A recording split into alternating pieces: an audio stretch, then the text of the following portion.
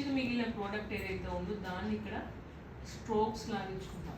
Hair growth ఎలా ఉంటుంది ఇక్కడ పైకి ఉంటుంది. ఈ విధంగా ఫిల్ చేయాలి. అంటే ఈ పార్ట్ వచ్చేసి బ్రష్కి మిగిలిన ప్రోడక్ట్ మాత్రమే యూజ్ చేస్తాం. ఫస్టే బ్రష్ డిప్ చేసి అక్కడ పెట్టకూడదు.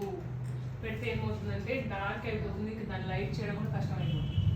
ఆ ఇంప్రెషన్ అలానే పడిపోతుంది, పోదనమాట. ఎక్కడ స్టార్ట్ చేయాలి? ఐబ్రో ఎప్పుడైనా కూడా మిడిల్లో స్టార్ట్ చేయాలి. ఇక్కడ అప్పుడు న్యాచురల్ లుక్ వస్తుంది ఐబ్రోకి.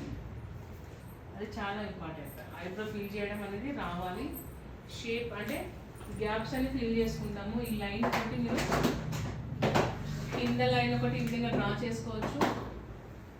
పైన లైన్ ఇక్కడి నుంచే మిడిల్ నుంచే డ్రా చేసుకోండి. ఇలాగా స్టార్టింగ్లో పైన మాత్రమే ఇది పెట్టకపోవడమే మంచిది. జస్ట్ ఇట్లా